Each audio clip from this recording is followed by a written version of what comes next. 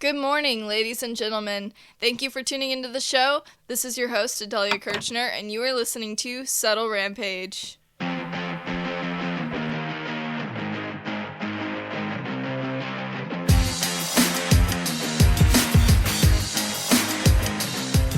Warning, the following program contains critical thinking, honest opinions, viewpoints on culture that may seem conservative, and a positive view on absolute detestable things such as marriage and children. Listener discretion is advised. Hello, and Happy New Year, everybody. Congratulations on officially making it to the year of our Lord 2023. I assume that's how all of you practicing Catholics out there are greeting people this week. I'm not entirely sure. I am not one. I just felt like being inclusive today. Anyways, for this podcast episode, I want to talk about the new year. I want to talk about resolutions, mental stamina, life, etc. And I kind of want to talk about what I did this year instead of making any New Year's resolutions. So, my thing with the new year is there's like two different sides of the spectrum.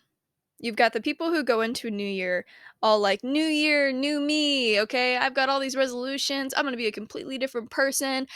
Don't even come at me because I'm gonna have a whole new life.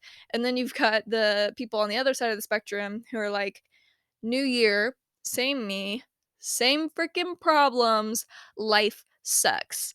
And then you've got all the people in between, those people who just don't really care, those people who just do it for fun, etc.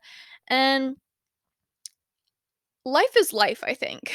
And I think it's a bit trivial to say that this has been the best year of my life or this has been the worst year of my life or whatever it is, especially if you're like 16 or 17. If you're saying that then I'm like, "Oh, just you wait." But I also think it's kind of stupid to be like, well, 2022 was miserable, but, new year, this is gonna be good, this is gonna be a good one, I can feel it, and it's like, I mean, I hate to get all academic on y'all, like, just out of nowhere right at the beginning of this episode, but time is pretty arbitrary, okay? The Gregorian calendar year is pretty arbitrary in the context that we're gonna be talking about today, and I say that because there's really nothing random about our calendar. The days that are set aside for certain things as far as like holidays and stuff go. But as far as the context of where you are at, physically, emotionally, spiritually, all that stuff, the calendar year is pointless. It's random, it doesn't apply. I just don't understand what the point of it is as far as you and your life goes. Okay?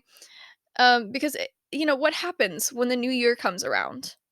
It's not like you just get a complete reset.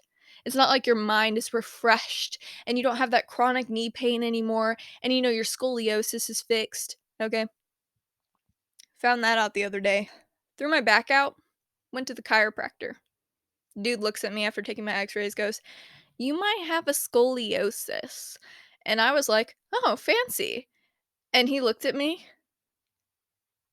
just like very blankly. I don't know what the right what the appropriate reaction to being told you have a scoliosis is, but I guess that wasn't it because he just kinda stared at me. Anyways, but it's not like that stuff just goes away once one year ends and the next one starts because life is life, it just keeps going. If we didn't have this year time frame to go off of, we'd just be living life. If we didn't celebrate a new year, if there were no new years, life would just still keep going with or without them. Um, I think we all know, like, if we're getting serious about things, we all know that a new year doesn't constitute an abrupt change in how your life is functioning because abrupt changes like that can happen and do happen whenever. Life isn't dependent on the calendar year. A new year does not, in fact, equal a new you. You're still on meth, Cheryl. I don't know. I don't have a problem per se with New Year's resolutions, but I do think that most people's resolutions just they go swirling down the drain before the year is even halfway over. And for some people, like I've been in the past, some people kind of expect that. We know that we're not going to accomplish all the goals that we're setting for ourselves, but whether you expect it or not, it's not a great feeling failing to accomplish something or some things that you more or less committed to doing. Even if you only promised it to yourself and nobody else, you're still failing to accomplish something that you kind of said you would do, right? So, something that I did this year while people were writing New Year's resolutions and goals, etc., was I decided to wait till I was in the right mindset. And when I felt as though I was, I spent a little time writing down what I'm going to say are um, notes from my highest sense of self. Okay. The part of me, the part of you that doesn't always feel like showing up to work every day or at all, really, for some of us. But the highest sense of self is like the part of you that can see the bigger picture. What? Bro, what are you talking about, man? It's the part of you that cares for yourself. It's the part of you that cares for other people. It's the part of you that at 3 a.m., when you're still awake because you can't sleep or because you were scrolling Instagram or whatever it is, it's the part of you that at 3 a.m. is convincing you that you're going to wake up in 2 hours at 5 o'clock in the morning and do a whole workout routine. Like it's that part of you. Because your highest sense of self wants you to succeed, wants you to be productive, wants you to take care of yourself. The only problem that comes along with well, I won't say the only problem, but a problem that comes along with having that highest sense of self that may show up every day or once a week or once a year or whatever for different people. I mean, who knows? Some people's highest sense of self, I mean, they take year-long hiatuses or, multiple years at a time, you know? But the thing about getting to have that highest sense of self is that also means that we have a lowest sense of self and a bunch of senses of self that fit all sorts of varying roles in between the two extremes. And these lower senses of self, the bums that they are, okay, they somehow manage to show up to work a whole lot more than our highest sense of self does, at least in my experience. You know, I'm 20 years old, and there's several things that I deal with on a daily basis that I don't often get the inclination to really go around sharing with people. Partially because I'm not really one to just share personal struggles or hurtful or traumatic experiences with others unless I can tell that it's going to comfort them or make them feel better in some way. That or if I feel like joking about it. I make a decent amount of out of pocket jokes when it comes to personal experiences, but sometimes there's not any other way to go about it. If I ever make a joke about dark subject matter, it's likely because I've been there. It's because I know what I'm joking about. And please, for the love of everything, if I make a joke about one of my uncles dumping trash all over my bed in high school and then gaslighting me, uh, just laugh at it. Because some things are just so absurd that they would simply be funny if there weren't any negative emotions attached to it, like inhibiting your ability to laugh. So just if I joke about something dark or traumatic, okay, just ignore the negative emotion part of it and just laugh at my joke. Sound good? All right. I'll laugh at yours if that helps. But like I was saying, I decided to write down some of the things that my highest sense of self wants the rest of me to try to remember. Not necessarily just for this year, but in general. That's not to guarantee that I will remember these things when I should, or that I'll even take them seriously when I do remember them in certain mind spaces, but I just figured, why not? So I'm gonna kind of walk you through a few of the things that I wrote down, and maybe you'll get a sliver of something out of it. So the first thing I wrote down is you can't control other people's facial expressions. And that might sound stupid at first because, of course, we all know this. It's not your body. You're not the one making the face. It's not anything profound. However, I look at it this way: people will look at you in the way that they do. Okay.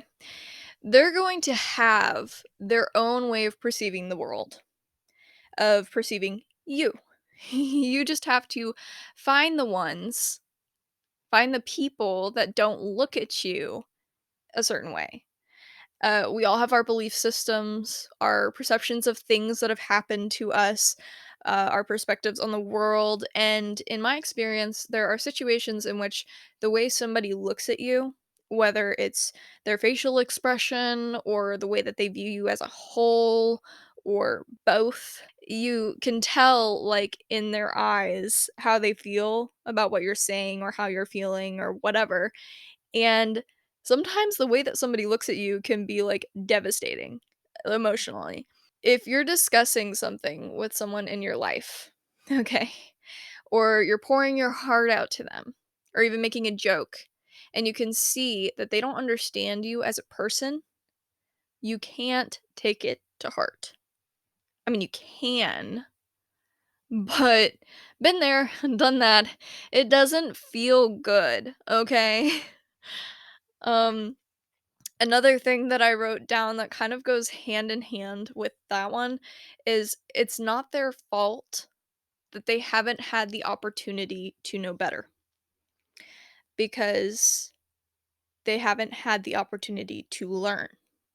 Coming from a low income background and my family having dealt with homelessness more than once, and having spent my high school years in a less than ideal living situation, I wish somebody would have said this to me back when I was younger. It wasn't until sometime last year that my mom had gone to do laundry at a laundromat that she had this conversation with this random young Christian guy who was in there, and he seemed to not be in the best situation himself. And I call him laundromat guy. I never saw this man. I have no idea how old he was. My mom said he was young, so that could mean anything.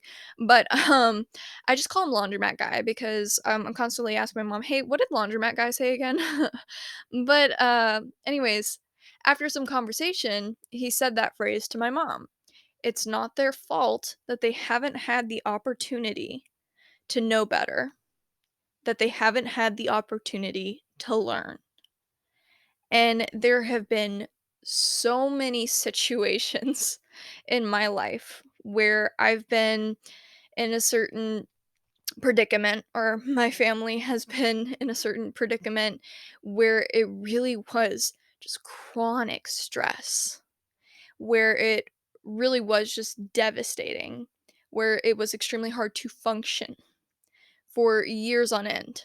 And in daily conversation with people, I would get so incredibly frustrated when you don't have a home and your family of 9 is staying with another family who put an expiration of 2 weeks on your visit, okay, and you have nowhere to go after that. Somebody saying, "Well, at least you have a roof over your head," is not exactly what you wanna hear, you know? It's not exactly comforting. It's like, "Yeah, I do have a roof over my head. It'll just be gone in 2 weeks. I mean, but thanks for reminding me." When you, live in a home without being able to use the toilets or take a shower without bathing in your own filth for months on end because the landlord won't fix the septic tank after a winter storm bursts the pipes, and someone in a comfortable living situation gives you a judgmental look or actually doesn't understand why it upsets you. It's the most infuriating feeling. And for years, I would just think to myself, how hard is it to just understand what I'm saying? It like and to just understand how it hurts, like how badly this is affecting me, how it makes me feel like, and I would just get so angry and frustrated. But this, they haven't had the opportunity to be in my position. They haven't had the kind of experience that would allow them to understand. And you could argue that that's just making excuses for people to not attempt any sort of empathy or sympathy or whatever. But I think the question comes in of, do I want them to experience what I've experienced? Of course not. I mean, it's a very obvious answer. Of course, I don't want these people to experience the things that I've experienced that are making me upset.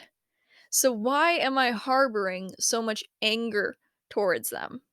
Why am I harboring so much frustration towards this person? Because the reality is that I shouldn't be.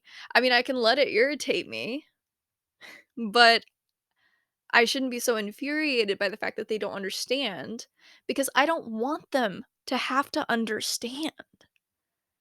And, the next thing that I wrote down is kind of more self-oriented, less focused on other people, but it's one of Jordan Peterson's 12 rules for life,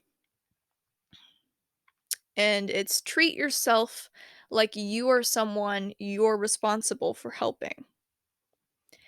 And I like the way he puts it, but I also like to put my own spin on these kinds of quotes because sometimes the words we use are so crucial when it comes to whether or not the person receiving those words actually hears them. And that goes for the things that you say to yourself or remind yourself of. So I keep his version around, but I also like to phrase it like this: treat yourself the way you treat somebody that you care about. Because I know that phrasing it like that will be more impactful to that lower sense of self that resides in me. So I encourage you to take this one and resort to your inner poet, if you will. Really focus on the words that you're using to comfort yourself or to shake yourself out of something. Find the best possible words, the best possible phrasing in order to make sure that what you're reminding yourself of actually resonates with you. Because you need to actually hear it. You need to actually be able to feel it. And, the reality is that all this stuff I'm talking about, it isn't a fix. I can't word things in a way that just fixes my brain chemistry or my life experiences or my struggles. Life isn't the freaking Trolls movie where you can just sing and everything is fine. Slap it, boss. That being said, I'm not trying to fix myself because that's not humanly possible. My only goal with this is to make sure that what I'm saying to my lower sense of self resonates. Because if it doesn't resonate to me specifically, then I'm not going to actually hear it. I'm not going to actually feel it. And it's not going to ever make a difference. I hope that makes sense to you. I don't know. But anyways, the next thing that I wrote down is parent the parts of you that hurt. At some point, I was listening to a writer talk about being a creative. I don't know, it was on YouTube or something. I don't even know who the guy was. It was just playing on the background. I had autoplay switched on, different podcasts were playing. I don't even know. But I heard this man say something about figuring out how to parent the part of you that procrastinates as a writer, or something along those lines. I didn't really find it to be a divine revelation regarding the subject or matter of writing, but I did like the concept of being a parent to yourself. It takes caring about or loving yourself and who you are to a whole different level. I mean, people will say, "Oh, you need to love yourself. Just love who you are. Love yourself for who you are. Be you. Don't be anybody else. You're perfect." Accept yourself. Love yourself. They'll say all that stuff. Um, I mean, humans are very self-centered, even when we're not. That's why navel gazing is even a concept, especially with those of us who do experience that whole inner dialogue throughout our lives. It's constantly about how this person made me feel, what this person said to me, what I think about this, what I'm seeing in the grass, what I think about the ant that's crawling up the side of the wall. Like, it's all me, me, me, you know? Uh, but when you're in a place where even the me, me, me of it all can't even push you to take care of yourself. It can't even push you to care for yourself enough to actually do something about it. That's when you need to think about parenting the parts of you that hurt. If you had a child and they were struggling with what you're struggling with, or they were hurt in the way that you were hurt, how would you parent that? How would you be there for them? How would you guide them? How would you help them? How would you treat them?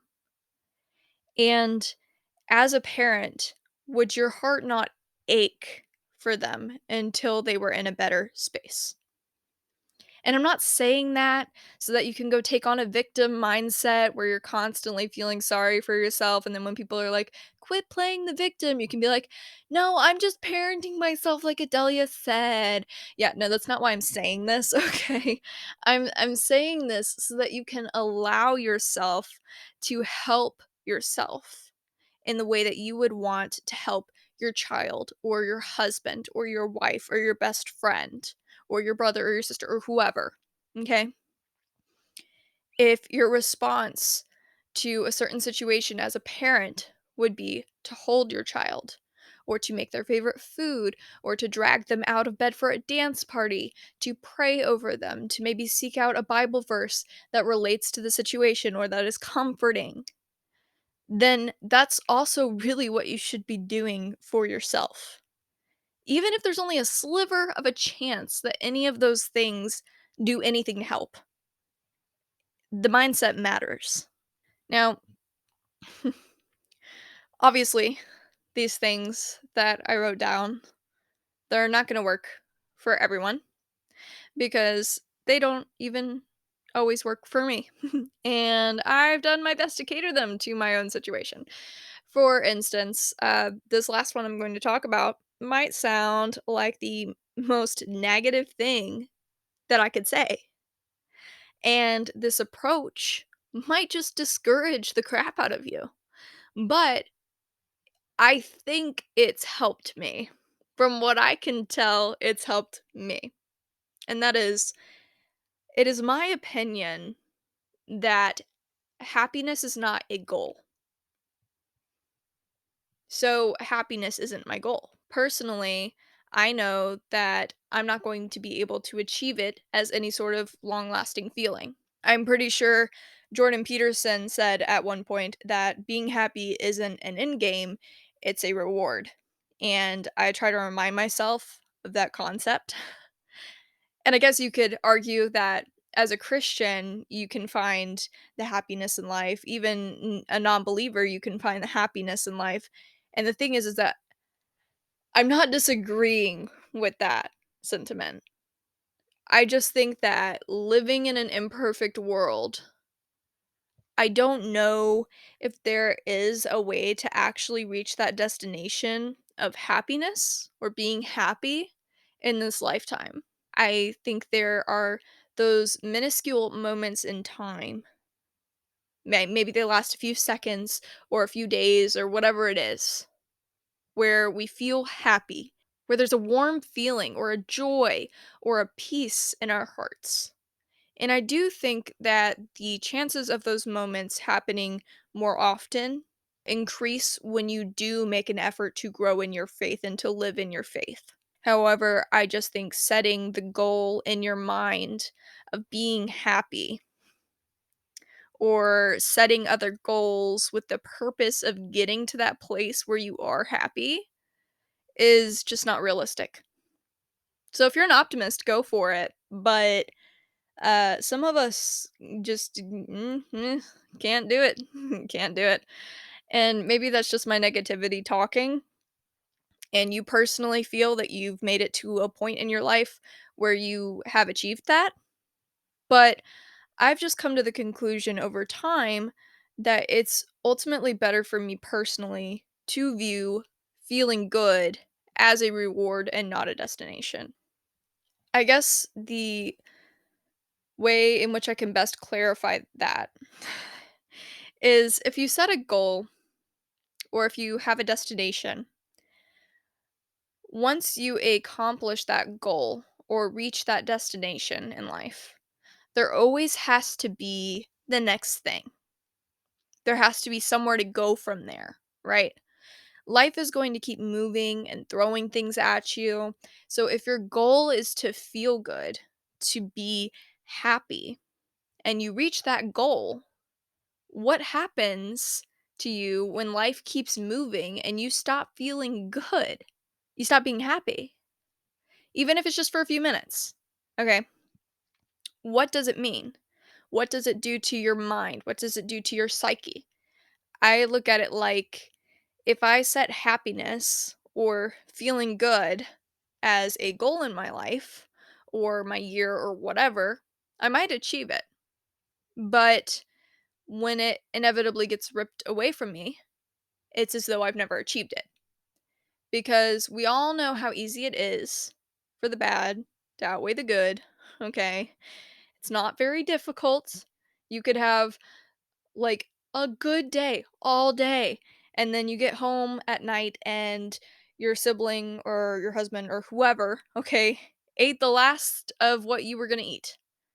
There was a green bean casserole in the fridge, and there was just enough for one more serving, and you knew it was in there, and you were coming home and you had such a good day, and that was gonna top it off. That was the icing on the good day cake, was that green bean casserole serving. And you get home and it's gone, and all of a sudden it's like the end of the world. I want to eat! Somebody ate your food, and now the bad outweighs all of the good. And that's not always the case, but it is far easier for the bad to outweigh the good. So, if I view happiness instead as a reward for staying alive, for living, for putting up with the bad, if I view it as a reward for accomplishing something that I've been wanting to do, like this podcast, for example, if I view happiness as a reward instead of a goal, I'm more likely to remember that it's not going to last, which might seem like, a terrible way to go about things. It might seem really negative or depressing, but it ultimately it helps aid the problem of feeling this nice, good, happy feeling just to get it ripped away from me again and again and again and like it just keeps going because if you're expecting once you feel happy you're gonna have that and then you don't have that, it's like, what was even the point? My goal was to be happy and I can't even do that. So, with all that being said, my intention with this episode isn't to bring you down or put you in a sad mood or whatever. I just wanted to put out a reminder that even though during this time of year it seems like everybody is like getting everything back in order and everybody's all refreshed and they're listing their resolutions or they're reviewing their year and everything looks all prim and proper and perfect, okay, just because you're not going about things like that, you shouldn't feel like you're a mess. You shouldn't feel like you've disappointed anybody. You shouldn't feel like a disappointment or beat up on yourself because of the things that you didn't do or don't achieve or can't achieve, okay? Because we're not all the same. We can't all have the same life, you know? We all have different DNA and different lives and different experiences, and we all bring different things to the table. So, no matter how many videos you see on TikTok where, the comments are all like, "Oh my god, we literally all live the same life." We just need to remember that those are all simply cultural connections for the most part, okay? Because we very much do not all live the same life because we're all unique people in our own right. So, you could live the same exact life as me and still have completely different experiences and completely different DNA and it makes it a completely different life than what I would have. I want to leave you with this in mind, now that I've brought you depression and discouragement and whatever, to those of you who don't have the same outlook on life as me. But I want to leave you with this in mind as everybody gets back into the swing of things now that we're officially in 2023. Um, about a week, I guess, before Christmas, I went to visit with this guy I met working the elections. He's like in his 70s, him and his wife are, and they're so sweet. They're this elderly Christian couple, and I enjoy talking to them. They're very grounded people. But while I was visiting them in their home, my election buddy's wife handed me this little pamphlet from one of the Mennonite communities in Pennsylvania. There's a lot of Mennonites here too, but it came from up in north, up there where the Yankees are. And I looked up what I read in there after I got home because I found it so cool. And okay, so in the Greek language, there's something called a double negative. I mean, in the English language, there's something called a double negative. It's just in the English language, that's a no no. No, don't like that. That's not supposed to happen. You're not supposed to do that. However, in Greek, it's allowed. So there's this whole double negative situation. I looked it up. It occurs like almost 100 times throughout the New Testament. But the verse that I want to talk about specifically is Hebrews 13:5. It's the verse that talks about how God's never going to forsake us, right? So in the Greek of this verse, there are actually 5 total negatives in this verse. There's 2 double negatives, and then there's another single negative. And the thing that is so cool about this is that it emphasizes that he will never forsake us of that verse so much. Okay, so it reads more along the lines of the Lord will never, ever, no, not once, never forsake nor leave us. Again, it reads more like the Lord will never, ever, no, not once, never forsake us. So that's what the Greek of Hebrews 13:5 roughly translates to. And I just think it's cool because it's like, you read that compared to what we have in English, what's correct grammatically, right? And it's like, oh wow. He really, really, really, really, really will not ever forsake us if they felt the need to use 5 negatives in a row. So I just thought that was kind of cool. Anyways, that is all for this episode. And thank God for that because weather sucks and my throat hurts. You can find the podcast on Instagram, Facebook, and of course, multiple streaming platforms at this point. New episodes of Subtle Rampage drop every Wednesday morning, so you'll hear from me again next week. Bye.